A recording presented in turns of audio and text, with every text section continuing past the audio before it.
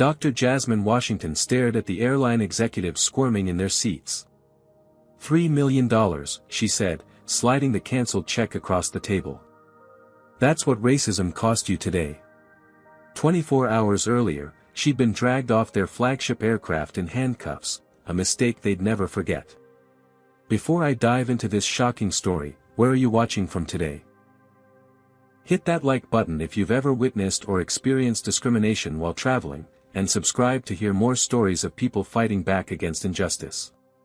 Now, let's rewind to see how Dr. Washington went from successful CEO to handcuffed passenger, and how she turned humiliation into a powerful lesson corporate America won't forget. Dr. Jasmine Washington wasn't just any CEO. At 37, she had transformed Horizon Biotech from a struggling startup into a $500 million powerhouse in just 8 years. Her breakthrough research in neural regeneration had revolutionized treatment for spinal injuries, earning her features in Fortune, Forbes, and Business Insider as one of the most influential black women in American business. This particular Tuesday morning found her rushing through Atlanta International Airport, pulling her carry-on with one hand while checking flight updates on her phone with the other. The National Medical Innovation Conference in San Francisco wasn't just another speaking engagement, it represented potential partnerships worth tens of millions to her company. Final boarding call for Atlantic Airways Flight 2876 to San Francisco, the announcement blared overhead as Jasmine increased her pace, designer heels clicking against the terminal floor. "I'll make it," she muttered, glancing at her watch. The first-class ticket had been booked months in advance, and as a platinum member of Atlantic's loyalty program, she expected the smooth, preferential treatment the airline constantly advertised in their premium experience campaigns. But this flight held particular importance beyond the conference itself. Her calendar showed a crucial meeting with Japanese investors scheduled 3 hours after landing, a potential $15 million deal that could fund their latest clinical trials. The presentation materials in her briefcase represented hundreds of hours of work by her research team. Jasmine straightened her tailored navy suit as she approached the gate, touching her diamond stud earrings. A gift from her parents when she earned her PhD. Her appearance was impeccable, as always. She'd learned early in her career that as a black woman in corporate America, she couldn't afford even minor lapses in professionalism. This wasn't her first experience with travel microaggressions. Just last month, a gate agent had questioned whether she was really in first class, despite her standing right in the priority boarding lane. 3 months before that, a flight attendant had repeatedly addressed the white man beside her for drink orders while ignoring her completely. What made today's flight particularly ironic was the press release sitting in her email inbox. Atlantic Airways announces $3 million partnership with Horizon Biotech for Diversity Initiative. The airline had courted her company aggressively, seeking to improve their public image after several racial discrimination complaints had made national news. The contract awaited only her final signature. Dr. Washington. The gate agent brightened in recognition as he scanned her boarding pass. "I read your profile in Business Quarterly last month. Your work is amazing." "Thank you," Jasmine smiled, momentarily relieved by the warm welcome. Several crew members nodded respectfully as she boarded, the lead flight attendant even mentioning he had an uncle whose spinal treatment had been developed at her company. But as she made her way down the aisle toward first class, she noticed one flight attendant, a blonde woman whose name tag read Karen Blackwell, giving her a suspicious once-over. The woman's smile disappeared as Jasmine approached the premium cabin, replaced by narrowed eyes and pursed lips. Something about that look feels familiar, Jasmine thought, dismissing the observation as she found her assigned seat, 2A, a spacious window position. She stored her carry-on, settled into the leather seat, and opened her briefcase to review her presentation notes one final time before takeoff. The pre-flight champagne arrived, and Jasmine took a small sip, allowing herself a moment of calm before the hectic schedule ahead. That's when she heard an irritated male voice beside her. "Excuse me, you're in my seat." Jasmine looked up to find an older white man in an expensive suit glaring down at her. His salt and pepper hair was perfectly coiffed, his posture radiating entitlement. The gold Rolex on his wrist caught the cabin light as he impatiently tapped his boarding pass against his palm. "I believe there's some confusion," Jasmine responded calmly, reaching for her own boarding pass. "This is seat 2A, which is what I was assigned." Before she could even show her ticket, flight attendant Karen Blackwell appeared, positioning herself slightly closer to the man than to Jasmine. "Is there a problem here?" Karen asked, though her attention was clearly directed toward the male passenger rather than Jasmine. "Yes," the man said firmly. "I'm Thomas Harrington, CEO of Westbrook Financial. I always book 2A, and this woman is sitting in my seat." Jasmine held out her boarding pass. "As you can see, I was assigned seat 2A. I'm happy to double-check if there's been an error." Karen barely glanced at Jasmine's ticket before turning back to Thomas. "Let me see your boarding pass, sir." She examined his pass carefully, then frowned. "It does show you in 2A. There must be a mistake."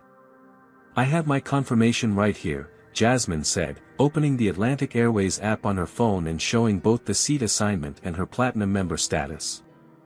Karen squinted at the screen. "Our computer system is temporarily down for updates, so I can't verify that right now. But Mr. Harrington is one of our most valued customers." The implication hung in the air, and you are not. Other first-class passengers were now watching the interaction with interest. Jasmine noticed at least two people subtly positioning their phones to record the situation. "Perhaps you were upgraded at the last minute and the system didn't update properly," Karen suggested to Jasmine, though her tone indicated this was unlikely. "There might be another first-class seat available." "These people always think they can just sit anywhere," Thomas muttered, loud enough for nearby passengers to hear. "Then they make a scene when corrected." The word stung, but Jasmine maintained her professional demeanor. "I understand there's confusion, but I booked this specific seat weeks ago. I'm also a platinum member with Atlantic Airways. Perhaps we could check both our confirmations properly once the system is back online." Karen's lips thinned. "I'll need to call a supervisor to sort this out." She walked away without resolving the issue, leaving Jasmine and Thomas in uncomfortable proximity. Jasmine took a deep breath, remembering a similar incident she had witnessed several months ago involving another black executive who had been forced to move despite having the correct seat assignment. She'd written it off as an isolated incident then. Now she wasn't so sure. She quickly texted her executive assistant. "Possible delay on AA 2876. Seat confusion being sorted." She still believed the situation would be resolved quickly and professionally. As minutes passed, more crew members gathered near her seat, speaking in hushed tones while glancing in her direction. The other first-class passengers continued boarding, squeezing past the standoff with curious looks. Finally, the head flight attendant approached. His name tag read Michael Reynolds, and his expression was more neutral than Karen's had been. "Dr. Washington, Mr. Harrington, I apologize for the confusion. Our system shows that both of you were assigned seat 2A due to a computer error during this morning's update." Thomas Harrington scoffed. "Well, I've been flying this route every month for 15 years, always in 2A. I think it's clear who should have the seat." Michael turned to Jasmine. "Dr. Washington, we do have another first-class seat available in 3C. Would you be willing to move? As compensation for the inconvenience, we can offer you extra miles." Jasmine stared at him incredulously. "So you've confirmed it's a system error on Atlantic Airways' part, that both of us were legitimately assigned this seat, yet I'm the one being asked to move? Based on what criteria, exactly?" The question hung in the air. No one answered it directly. "It would just be easier," Michael began. "Easier for whom?" Jasmine interrupted, her voice still calm but firm. "I booked this seat specifically because I need to work during the flight. I have presentation materials spread out, and I arrived first. Why is Mr. Harrington's convenience prioritized over mine?" Thomas Harrington's face reddened. "This is ridiculous. I don't have time for this. I need my usual seat. Michael leaned closer to Jasmine, lowering his voice.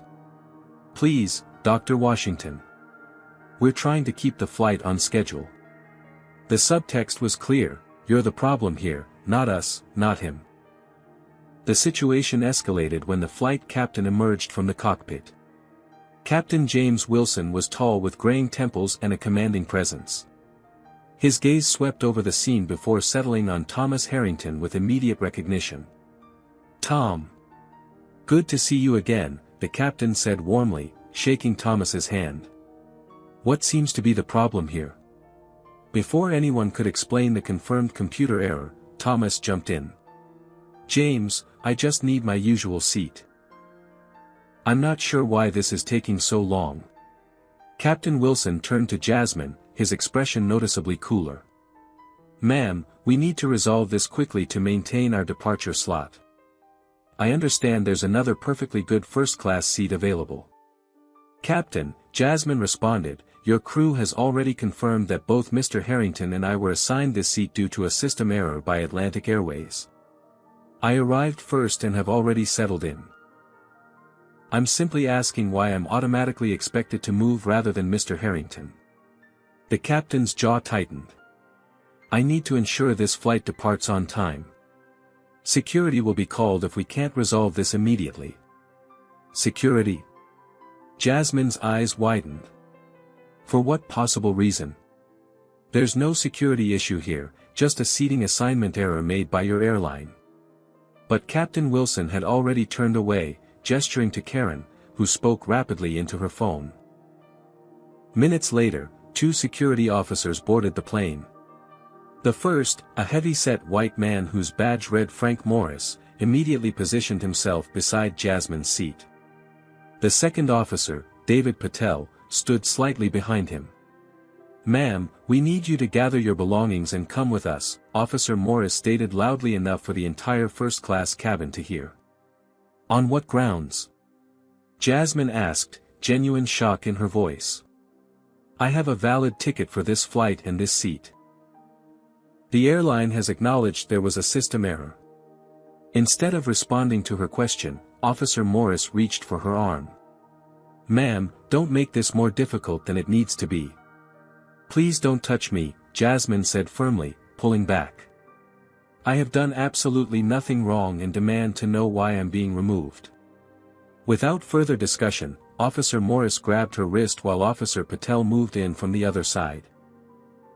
Jasmine felt cold metal against her skin as handcuffs were snapped onto her wrists. The physical shock of restraint momentarily rendered her speechless. My briefcase, she managed to say, looking at her open briefcase containing her presentation materials.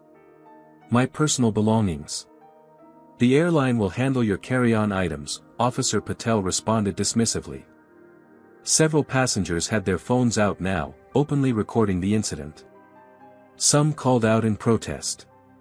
This isn't right. A woman near the back exclaimed. About time they enforced the rules, another passenger muttered. These people always think they're special. As the officers began escorting her down the aisle, Jasmine felt a physical pain that went beyond the tight handcuffs digging into her wrists. It was the pain of public humiliation, of being treated as criminal without cause, of having her dignity stripped away in seconds. I am Dr.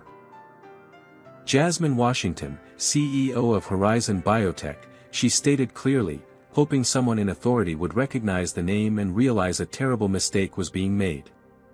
I demand to speak with your supervisor immediately. Yeah, they all say something like that, Officer Morris chuckled, tightening his grip on her arm as they moved through the cabin. As they passed the galley, Jasmine made eye contact with a young black flight attendant whose name tag read Aisha Johnson. The look of horror and helpless empathy on Aisha's face confirmed what Jasmine already knew: this was happening because of what she looked like, not because of anything she had done. Outside the aircraft, officers confiscated her phone and iPad, cutting off her ability to contact her team or document what was happening. The humiliation intensified as she was marched through the busy terminal in handcuffs, business travelers and families alike stopping to stare at the well-dressed black woman being treated like a dangerous criminal. The scene triggered memories of stories her parents had told her, stories of humiliations they had endured during the civil rights era, indignities they'd hoped their daughter would never experience. Yet here she was, her advanced degrees, corporate success, and impeccable professionalism proving useless against the most basic form of prejudice. With crystal clarity, Jasmine understood that to certain people, her skin color would always override her accomplishments, her conduct, her humanity. Her only threatening quality had been expecting to be treated with the same respect automatically granted to Thomas Harrington and Atlantic Airways. The very company seeking to partner with hers on diversity initiatives, had just demonstrated exactly why such initiatives were desperately needed. The airport security room was windowless, approximately 10 feet square, with harsh fluorescent lighting and a metal table bolted to the floor. The uncomfortable chair where Jasmine sat made the handcuffs dig even deeper into her wrists. She winced as she shifted position, trying to relieve the pressure. Security Supervisor Robert Taylor stood across the table, flipping disinterestedly through her identification documents. His uniform was impeccably pressed, but his attitude was decidedly wrinkled. "So you're claiming to be the CEO of some biotech company," he said, skepticism dripping from every word. "And according to you, you were just sitting in your assigned seat when security was called for no reason." "That is precisely what happened," Jasmine replied, maintaining her composure despite the throbbing pain in her wrists. "And you can easily verify my identity. My company is publicly traded. My photo is on our website and in numerous business publications." Taylor smirked. "You'd be surprised how many people we get through here with elaborate stories. I'm not asking you to believe my story. I'm asking you to do your job and verify the facts. Call Horizon Biotech's headquarters. Check online. Look at Atlantic Airways' passenger manifest.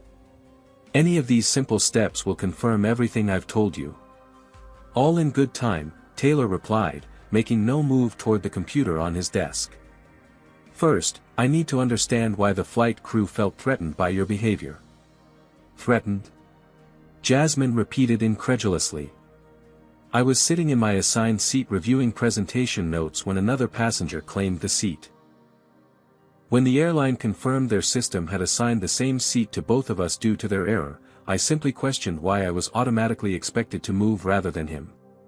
According to the report, you became belligerent and refused to comply with crew instructions." "That is categorically false.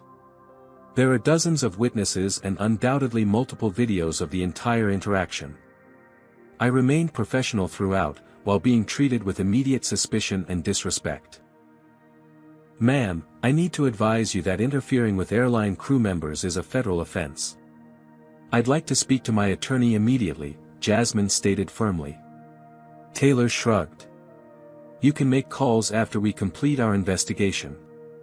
The handcuffs were now leaving visible marks on Jasmine's wrists, the metal edges digging into her skin with every small movement.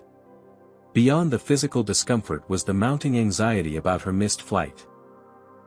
The Japanese investors wouldn't wait forever, and the conference keynote couldn't be rescheduled. 30 minutes of circular questioning later, there was a knock at the door. A different officer entered, an African-American man whose badge identified him as Samuel Green. "Mr. Taylor, I need a word," Officer Green said, his tone professional but insistent. The two men stepped outside, their muffled voices just audible through the door. When they returned, Officer Green's expression had changed, and he approached Jasmine directly. "Dr. Washington, I apologize for the delay. I'd like to remove those handcuffs and start over here." He produced a key and carefully unlocked the restraints, his gentle handling a stark contrast to the rough treatment she'd received earlier. "Thank you," Jasmine said, rubbing her wrists where angry red marks had formed.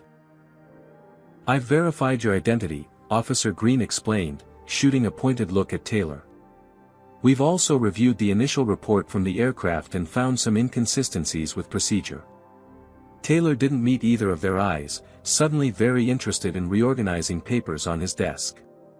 The door opened again, and a harried-looking woman in an Atlantic Airways corporate uniform hurried in. Her badge identified her as Laura Phillips, Customer Relations Director. DR. Washington, she began, slightly out of breath. I cannot begin to express how horrified we are about this situation. This is absolutely not how Atlantic Airways treats our valued passengers, especially our Platinum members.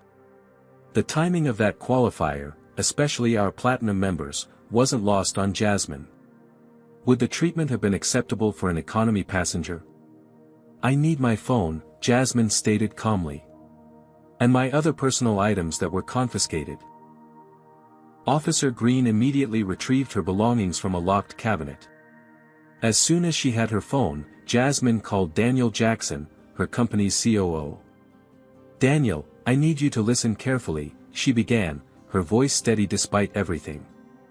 I've been illegally detained at Atlanta Airport after being handcuffed and removed from my Atlantic Airways flight. Yes, you heard that correctly. She outlined the situation succinctly. Contact Anthony and have him meet me at the Four Seasons downtown in 2 hours. And Daniel? The Atlantic Airways partnership is now on hold. Laura Phillips winced visibly at those words. As Jasmine ended the call, Officer Green approached with a tablet. Dr. Washington, I should inform you that videos of your removal from the aircraft are already circulating on social media. Several news outlets have contacted the airport for comment. Jasmine nodded, unsurprised. In the age of smartphones, injustice rarely remained private for long. There are also reporters gathering in the main terminal, Laura Phillips added nervously. We can arrange for you to exit through a private entrance if you prefer. That won't be necessary, Jasmine replied. I have nothing to hide. Officer Green's tablet showed a Twitter feed where a video of her handcuff removal had already garnered over 50,000 views in less than an hour. The hashtags #FlyingWhileBlack and #Atlantic Airways Racism were trending. As the reality of the situation dawned on the airport staff, their attitudes transformed dramatically. Suddenly, everyone was apologetic, solicitous, eager to make amends. Security Supervisor Taylor had mysteriously disappeared from the room. We can rebook you on the next flight to San Francisco, complimentary first class, of course, Laura offered. Or any destination you prefer. That won't be necessary, Jasmine repeated, her voice calm but cold as she photographed the marks on her wrists with her phone, documenting each injury methodically. The contrast wasn't lost on her. How quickly respect was offered once they realized who she was, the same respect denied when she was just another black woman daring to occupy space in first class. Have you ever been in a situation where you were treated unfairly based on appearances, then suddenly received different treatment when your status was revealed? Comment number 1 if you've experienced this kind of bias firsthand. Like this video if you believe corporations need to be held accountable for discriminatory practices, and subscribe to hear more stories of people standing up against systemic racism. The question is, what would you do if you were in Dr. Washington's position right now? Would you accept the airline's apologies and move on, or would you take a stand? Let's see what she did next. The Four Seasons presidential suite had been transformed into an impromptu crisis management headquarters. Jasmine sat at the center of a flurry of activity, her calm demeanor belying the strategic calculations happening behind her focused eyes. Her personal assistant, Zoe Taylor, efficiently managed incoming calls while coordinating the logistics of Jasmine's rescheduled commitments. I've pushed the Japanese investors to Thursday morning. They were actually very understanding once they heard what happened. The conference organizers have also agreed to reschedule your keynote to the closing session rather than tomorrow's opener. Anthony Harris, Horizon Biotech's chief legal counsel, documented every detail of the incident, his normally jovial face serious as he photographed the now bruising marks on Jasmine's wrists. The physical handling alone gives us grounds for assault charges if we choose to pursue that route, he noted. Not to mention false imprisonment, racial discrimination, defamation. Across the room, Sofia Rodriguez, the company's PR director, monitored the explosive social media response across multiple devices. The videos have collectively passed 5 million views, she reported. We're seeing overwhelming public support. Celebrities and influencers are resharing and condemning Atlantic Airways. Their stock has already dropped 3% since markets opened. On one screen, Atlantic Airways' hastily released statement played on a news channel. Atlantic Airways is investigating an incident involving a passenger on Flight 2876. All security protocols were followed based on information available to our crew at the time. We take all passenger concerns seriously and are reviewing the matter internally. Jasmine's expression remained neutral as she watched the corporate doublespeak that neither acknowledged wrongdoing nor offered a genuine apology. The statement brought back memories of her parents sitting her down when she was just 12 years old. Jasmine, her father had said, as a black person in America, you'll need to be twice as good to get half as far. And when they still treat you unfairly despite your excellence, you must maintain your dignity even when they try to strip it away. Daniel Jackson, her COO and longest-standing colleague, ended a phone call and turned to the group. CNN, MSNBC, and Fox News have all requested interviews. The New York Times and Washington Post want statements. And Black Enterprise wants to do a feature on corporate discrimination in travel. Jasmine nodded thoughtfully. The question now is whether we handle this privately or take a public stand. The room fell silent as everyone considered the implications of either path. Privately might be easier, Anthony suggested cautiously. Atlantic will throw money at this to make it go away quickly. We could negotiate substantial damages and move forward with minimal disruption to your schedule. Jasmine walked to the window, looking out at the Atlanta skyline. This isn't just about me, she said finally. How many people face this same treatment without my resources, platform, or privilege? How many are humiliated, criminalized, or worse, with no recourse? She turned back to her team. Sophia, what have you found about Atlantic Airways' history with similar incidents? Sophia tapped on her tablet and projected a spreadsheet onto the suite's large screen. In the past 3 years, there have been 27 reported incidents of passengers of color being removed from Atlantic flights under questionable circumstances. 7 resulted in confidential settlements. The rest were effectively buried by their legal team. Jasmine's eyes narrowed as she absorbed this information. And the contract they've been pursuing with us? Daniel pulled up the document on his laptop. $3 million for a diversity and inclusion partnership. The final version is still waiting for your signature. A subtle smile crossed Jasmine.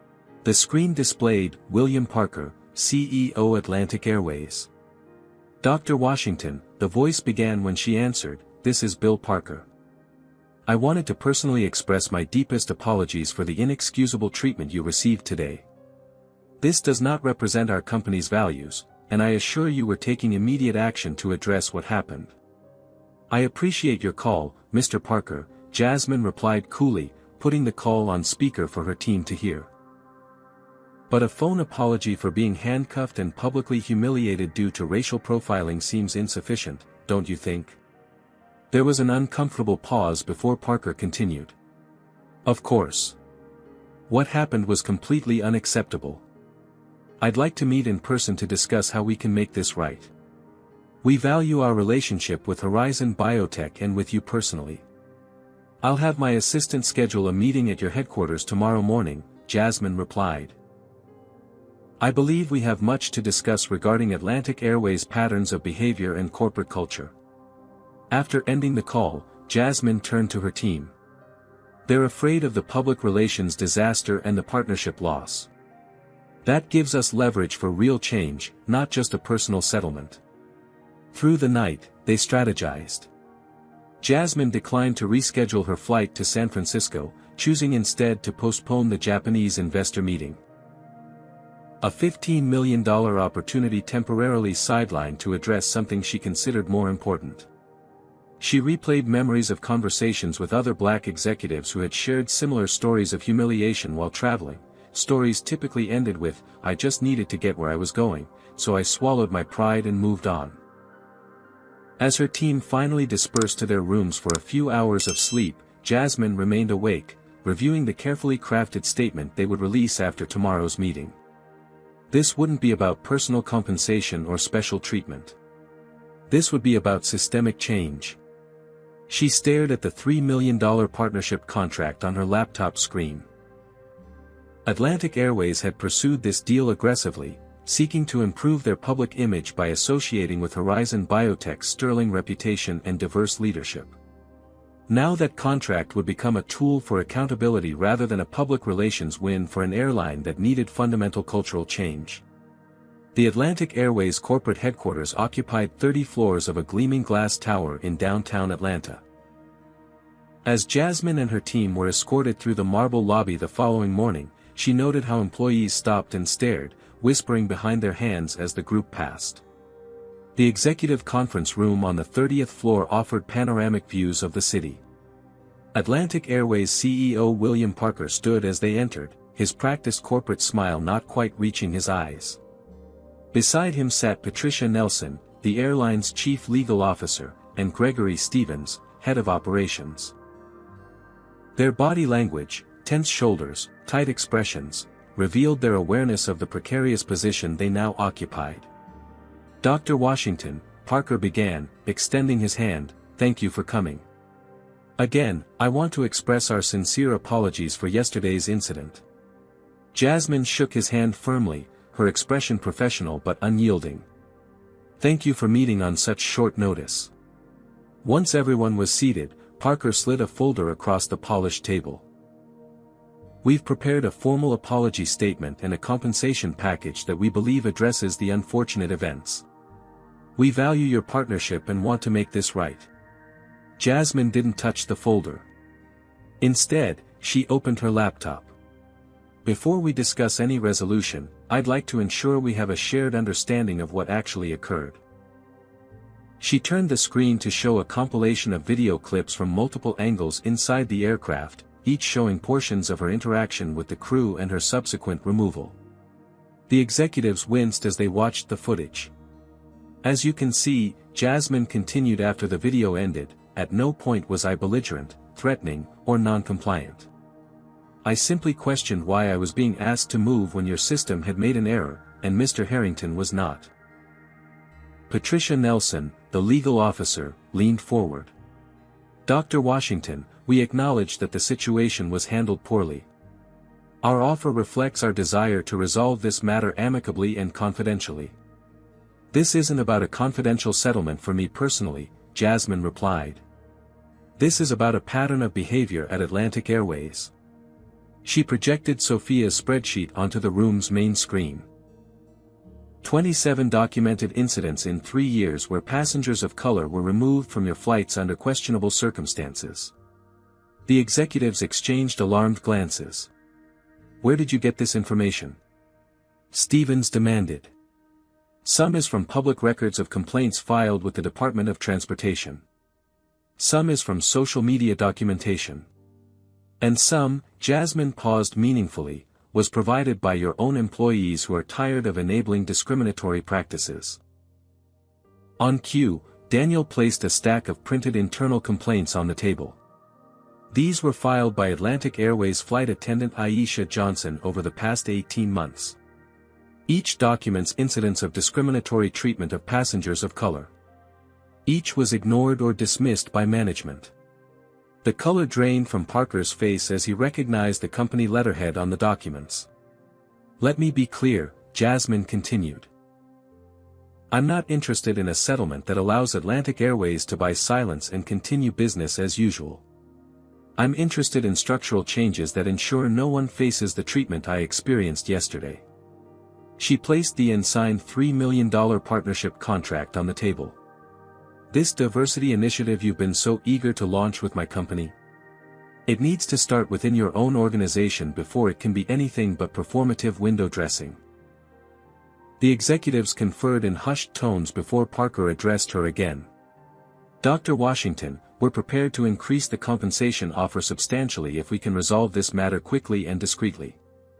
"Mr. Parker," Jasmine replied, her voice steady but firm, "you seem to be missing my point. This isn't a negotiation for a larger settlement. This is an ultimatum. Either Atlantic Airways commits to meaningful, verifiable change, or Horizon Biotech withdraws completely from our partnership, and I personally share my experience and your company's documented history of similar incidents with the public. Parker's face hardened. That sounds like a threat. No, it's a choice. Your choice. One path leads to genuine improvement and restored reputation. The other leads to continued scrutiny and public backlash. As a CEO yourself, I'm sure you understand that actions have consequences. Patricia Nelson attempted to redirect the conversation. What happened yesterday was an unfortunate misunderstanding. Our crew believed they were following protocol. Was it also a misunderstanding when your flight attendant Karen Blackwell immediately took Mr. Harrington's side without checking my boarding pass properly? Or when Captain Wilson greeted him as a friend before even hearing the situation? Or when security was called on me for simply asking why I was expected to move despite having the correct seat assignment? Jasmine pulled up another document.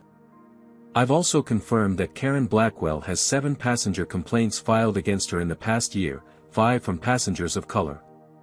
She received no disciplinary action or additional training. Why is that, Mr. Stevens? The head of operations shifted uncomfortably. I'd have to review those specific cases. Please do, Jasmine said. In fact, a comprehensive review of your complaint handling procedures is first on the list of changes we're requiring. She presented a detailed document outlining non-negotiable demands, mandatory anti-bias training for all staff, revised protocols for passenger removal, an independent review board for discrimination complaints, transparent reporting of incidents, and executive compensation tied to diversity and inclusion metrics. This is extremely extensive, Parker protested after reviewing the document. Implementing all these changes would take months and cost millions. The $3 million you were planning to spend on a publicity partnership with my company would cover the initial phase quite nicely, Jasmine replied with a slight smile. Consider it a reallocation of resources from appearance to substance. The executives huddled in whispered consultation again, tension visible in their postures.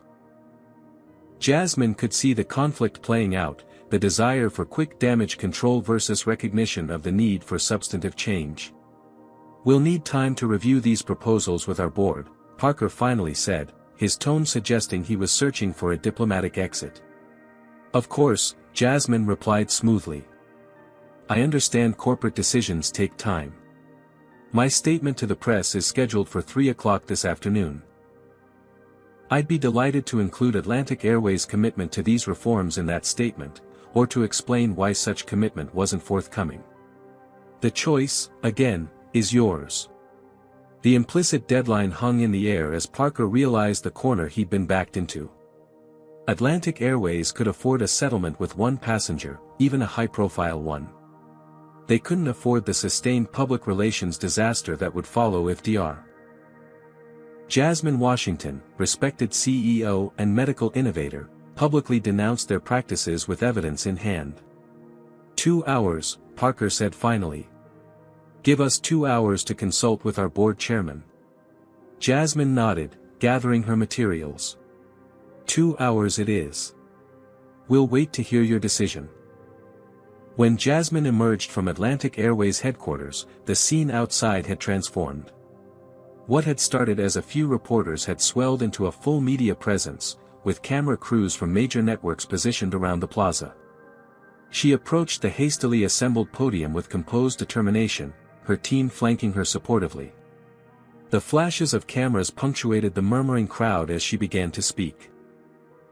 Yesterday, I experienced firsthand what many travelers of color have faced for years, the humiliation of being handcuffed and removed from a flight not because of any wrongdoing, but because I questioned being treated differently than my white counterpart in an identical situation. Her clear, measured voice carried across the plaza as she recounted the events, never raising her voice or showing anger, yet conveying the profound injustice of what had occurred. This isn't about one incident or one airline. This is about a systemic problem that continues because we allow corporations to address symptoms rather than causes. Diversity isn't a marketing campaign. It's a fundamental commitment to treating all people with equal dignity and respect. As she spoke, carefully edited video clips of her removal appeared on social media, strategically released by Sophia's team to correspond with the press conference. The footage showed Jasmine's calm questions contrasted with the escalating response from the crew, culminating in the shocking image of her in handcuffs. "I've presented Atlantic Airways with a comprehensive plan for meaningful change.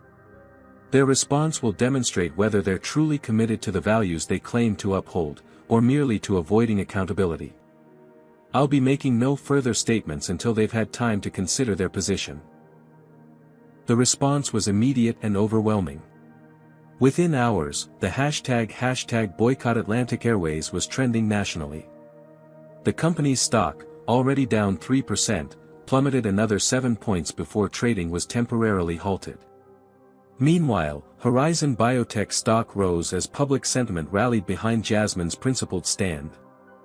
Business leaders publicly praised her courage, with several prominent CEOs sharing their own experiences of discrimination while traveling.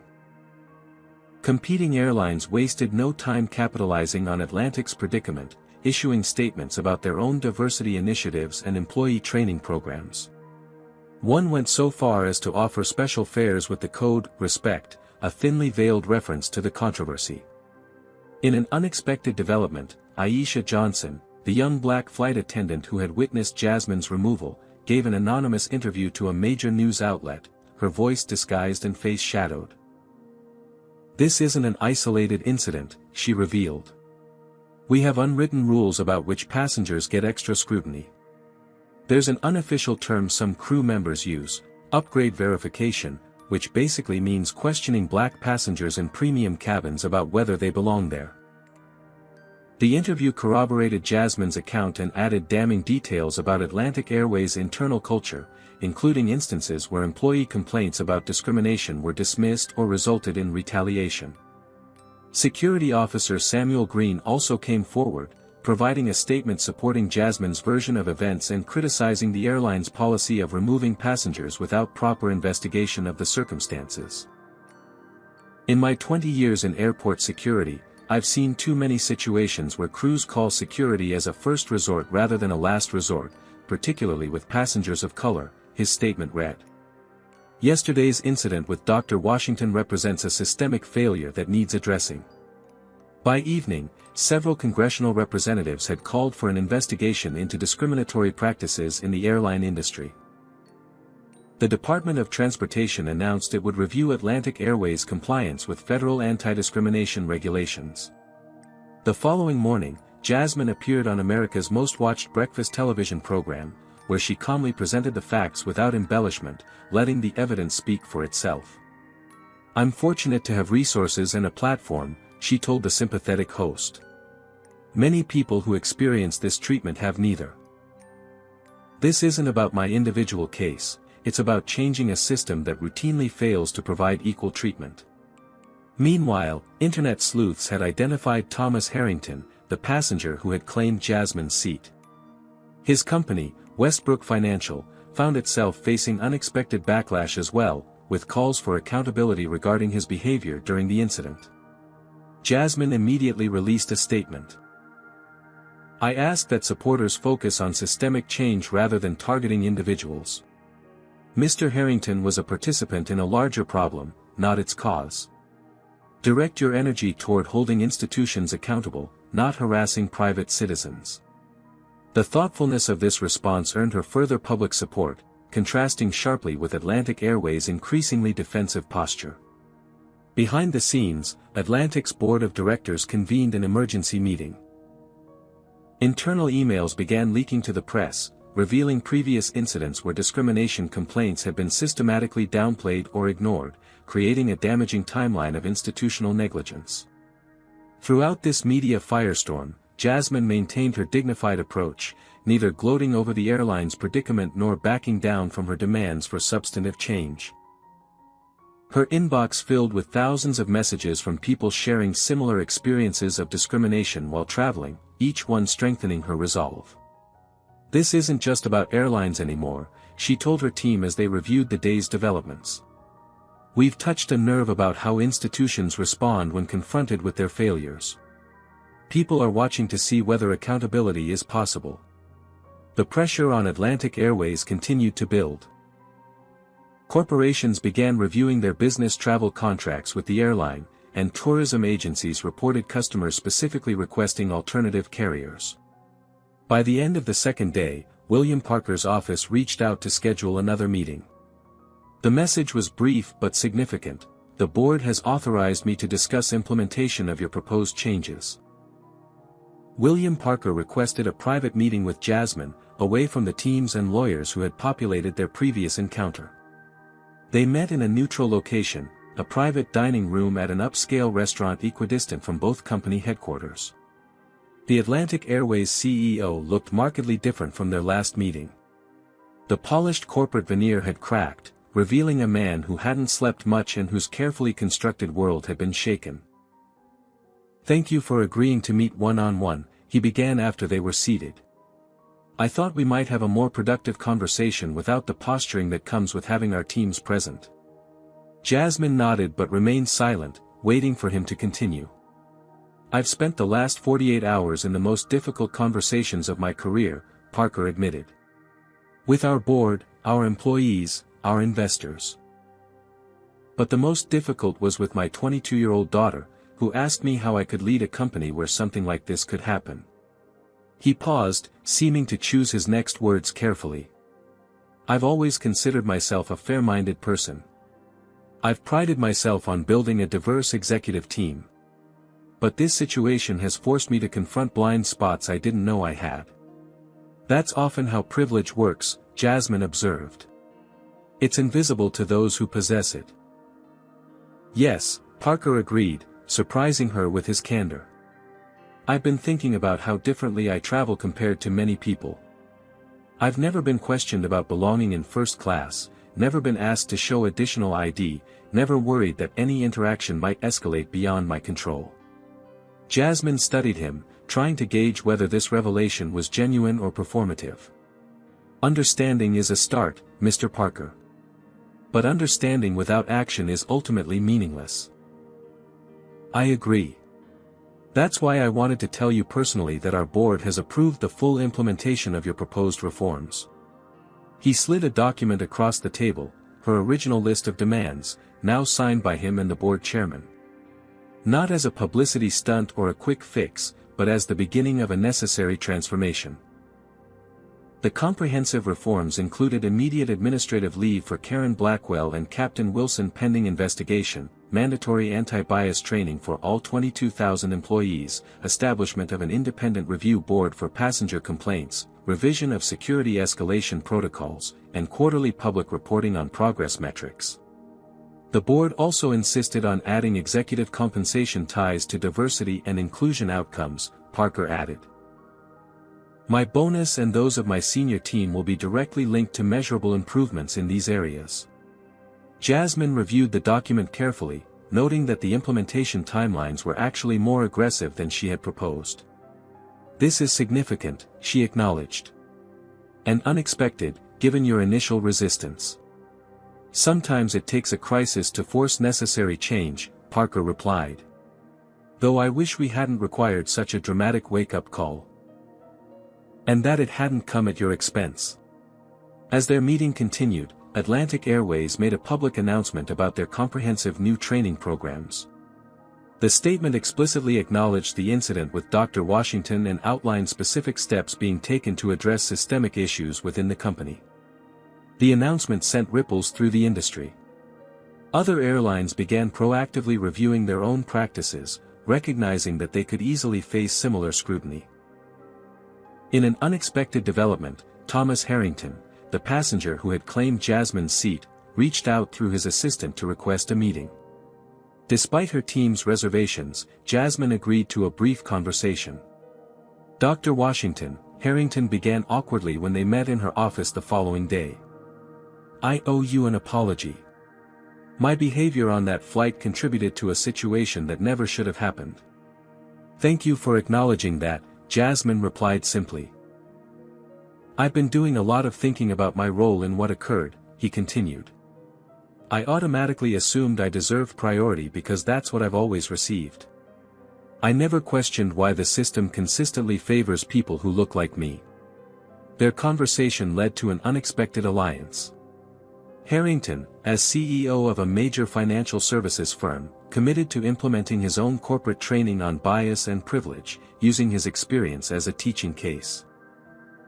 As public attention to the incident began to shift toward the positive changes emerging from it, Jasmine faced mixed feelings about accepting apologies versus demanding ongoing accountability. "Are we settling too easily?" her COO Daniel asked during a strategy meeting. "There's concern we might appear appeased by corporate promises. That's why we've built in verification," Jasmine explained. "This isn't about accepting promises. It's about establishing systems that ensure those promises are kept." Her team had developed a monitoring framework requiring Atlantic Airways to provide quarterly data on passenger complaints, employee demographics, and training outcomes. An independent auditor would verify the information before it was made public. The security company that had handcuffed Jasmine also announced new protocols for passenger removal, requiring officers to independently assess situations rather than automatically acting on crew requests. "This policy change directly results from our review of the incident involving Dr. Washington," their statement acknowledged. Other airlines, seeing the writing on the wall, proactively announced similar policy changes and training initiatives, creating an industry-wide ripple effect. When Jasmine finally delivered her keynote at the National Medical Innovation Conference, rescheduled to accommodate her unexpected detour into corporate activism, she received a standing ovation before speaking a single word. "Innovation isn't just about technology," she told the audience. "It's about challenging systems that no longer serve humanity's best interests." Whether in medicine or transportation or finance, progress requires us to question practices that have become so normalized we've stopped seeing their harm. The Japanese investors, initially disappointed by the postponed meeting, now eagerly pursued an expanded partnership with Horizon Biotech. "Your handling of this situation demonstrated integrity that aligns with our values," their CEO explained. "We're increasing our proposed investment from $15 million to $25 million. Behind the public successes, Jasmine experienced private moments of exhaustion and reflection. During a video call with her parents, her father expressed immense pride while her mother voiced worry. "You've always fought for what's right," her mother said. "But I hate that you had to experience such humiliation to create this change." "I'm not naive enough to think the work is done," Jasmine replied. "But something significant has shifted. People are listening who weren't listening before."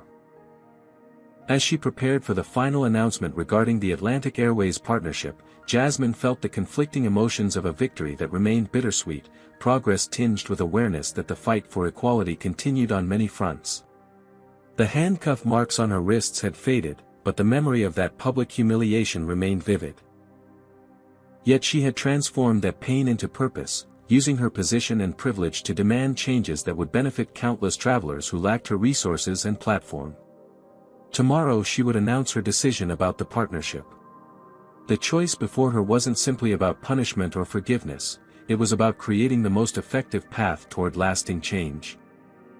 1 month after the incident, Jasmine stood in the atrium of Atlantic Airways headquarters for the official launch of their comprehensive diversity initiative. The glass-ceilinged space was filled with media, airline employees, and corporate partners, all gathered to witness what industry analysts were calling the most extensive corporate culture transformation in aviation history. William Parker approached the podium first. "Today marks not the conclusion of our journey, but its true beginning," he stated. "What happened to Dr. Washington exposed failures in our company that had persisted for too long. Rather than defensiveness, we chose accountability. Rather than minor adjustments, we committed to fundamental change." He outlined the progress already made. All 22,000 employees had completed the first phase of anti-bias training, with 97% reporting increased awareness of unconscious prejudice. Complaint procedures had been overhauled, security protocols rewritten, and an independent review board established with diverse membership from outside the company. But most importantly, Parker concluded, we've appointed Dr. Washington as special advisor to ensure these changes create lasting impact rather than temporary improvements. I now invite her to share her perspective on our path forward." Jasmine approached the podium amid enthusiastic applause. Her decision to maintain a relationship with Atlantic Airways had surprised many who expected her to sever ties completely. But as she had explained to her team, real change happens from engagement, not abandonment. The harder path is staying involved to ensure accountability. Transformation begins with acknowledgement, she told the audience. Atlantic Airways has taken the crucial first step of acknowledging systemic problems that created an environment where discrimination could flourish. But acknowledgement without action is merely performance.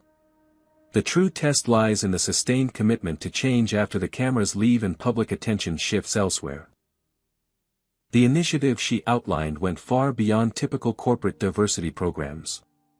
Flight attendant Aisha Johnson, who had witnessed Jasmine's removal and later provided crucial documentation of previous incidents, had been promoted to lead a new flight attendant training program focused on equitable passenger treatment. Security Officer Samuel Green, who had helped confirm Jasmine's identity after her wrongful detention, was now consulting on revised security protocols emphasizing de-escalation and proper assessment before intervention. Industry publications had already begun featuring the Atlantic Airways transformation as a case study in crisis management and corporate responsibility. What could have been a devastating liability had been converted into a leadership opportunity that was reshaping standards across the industry. The partnership agreement that had once been valued at $3 million had been revised and expanded to $5 million, with specific accountability measures tied to every phase of implementation. A portion of these funds would establish a whistleblower protection program for employees who reported discrimination. Corporate accountability shouldn't require public humiliation to activate, Jasmine emphasized. But when failures occur, the response reveals an organization's true character. Atlantic Airways chose the difficult path of genuine reform rather than superficial damage control. Beyond the airline partnership, Jasmine's company had established a travel scholarship program for minority students pursuing STEM education, ensuring the next generation of innovators wouldn't face the same barriers she had encountered. 2 weeks later, Jasmine testified before a congressional committee examining discrimination in commercial transportation. Her measured, evidence-based presentation helped secure bipartisan support for new industry-wide standards and reporting requirements. In an unexpected development, Thomas Harrington had become an ally in promoting corporate responsibility. His financial services firm had partnered with Horizon Biotech on a joint initiative examining how subtle biases affected everything from hiring practices to customer service. Sometimes the most powerful education comes from witnessing your own unexamined privilege in action, Harrington told a business conference where he and Jasmine shared the stage. I had to confront the uncomfortable truth that I expected preferential treatment and never questioned why it was consistently granted. 3 months after the incident, Jasmine boarded an Atlantic Airways flight again, deliberately choosing the airline to assess their progress firsthand. The difference in atmosphere was palpable. Staff training had clearly emphasized respectful interaction with all passengers, and the flight crew's diversity more accurately reflected the communities they served. As she settled into her seat, Jasmine reflected on the painful experience that had sparked this transformation. The handcuff marks had long since faded from her wrists, but the determination to create lasting change had only strengthened. Shortly before the final revision of the partnership agreement, Jasmine had received an unexpected letter from Karen Blackwell, the flight attendant whose actions had initiated the confrontation. After completing extensive sensitivity training, Blackwell had written a personal apology acknowledging her role in the incident. Rather than dismissing the letter, Jasmine had arranged a private meeting with Blackwell, seeking understanding rather than retribution. Their conversation revealed how unexamined biases had shaped Blackwell's perceptions and reactions, leading to an important teaching moment about the unconscious nature of prejudice. Horizon Biotech had established a new corporate ethics department focused on ensuring their own practices matched the standards they demanded from partners. The company's application process for research grants had been revised to reduce barriers for minority scientists, and mentorship programs for underrepresented groups had expanded significantly. When a national leadership magazine nominated Jasmine for their Transformative Leader award, the accompanying profile emphasized how she had leveraged a personal injustice into systemic improvement. The easiest response would have been accepting a private settlement and moving on, the article noted. Instead, Dr. Washington chose the harder path of demanding fundamental change that would benefit countless others who lack her resources and platform. 6 months after the incident, Jasmine established a mentorship program specifically for young black women entering corporate leadership roles. During their first gathering, she shared the full story of what had happened on that Atlanta flight. "Power isn't just about what you can gain for yourself," she told the attentive group. "It's about what you can change for others. When you achieve positions of influence, remember that your voice can open doors that remain closed to many. Your responsibility extends beyond personal success to creating more equitable systems for those who follow." The ripple effects continued expanding. Other industries began examining their own practices, recognizing that similar incidents could easily expose their unaddressed biases. Corporate diversity initiatives shifted from marketing campaigns to substantive structural changes with measurable outcomes. For Jasmine personally, the experience had transformed her understanding of her role as a leader. The scientific innovations her company produced remained vital, but equally important was using her position to dismantle barriers that prevented equal participation in society's opportunities. As she watched a diverse group of new flight attendants training under Aisha Johnson's guidance, Jasmine reflected on how a traumatic 24 hours had catalyzed changes that might otherwise have taken years to achieve. The humiliation of being handcuffed and removed from that flight had been converted into a powerful force for transformation. $3 million, she had told those airline executives while sliding the canceled check across the table. That's what racism cost you today. But the true value of what had emerged from that moment couldn't be measured in dollars.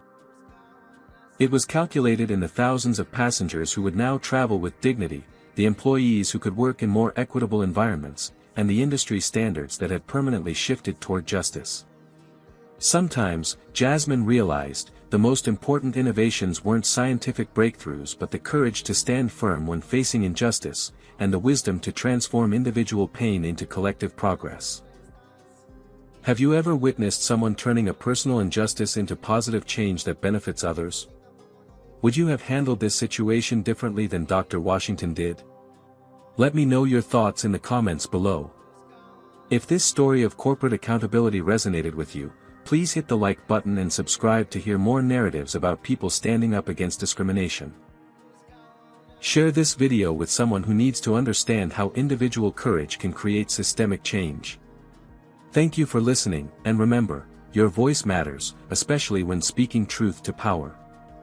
Dr. Washington's journey teaches us that true change requires both courage and strategic thinking. While most would have accepted compensation and moved on, she recognized her unique position to create systemic transformation. This story demonstrates how individual dignity, when defended with purpose, can impact entire industries. It shows that accountability matters more than apologies, and that sustainable change requires ongoing vigilance rather than one-time concessions. The incident highlights how privilege operates invisibly until challenged, and how institutions often respond defensively before embracing necessary reforms. Dr. Washington's approach.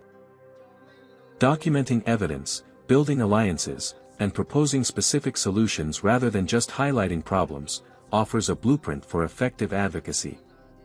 Perhaps most importantly, this story reminds us that those with power and platform have a responsibility to address injustices that others without such resources cannot fight alone. As Dr. Washington told her men's, true leadership isn't measured by personal success but by creating more equitable systems for those who follow. Has discrimination ever forced you to make a difficult choice between accepting an apology or demanding real change?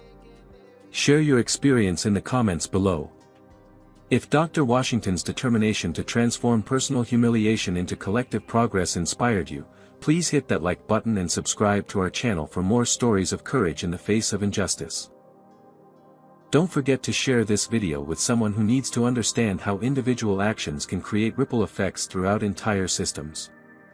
Thank you for watching, and remember, sometimes the most powerful statement you can make is simply refusing to accept the unacceptable, even when it would be easier to stay silent.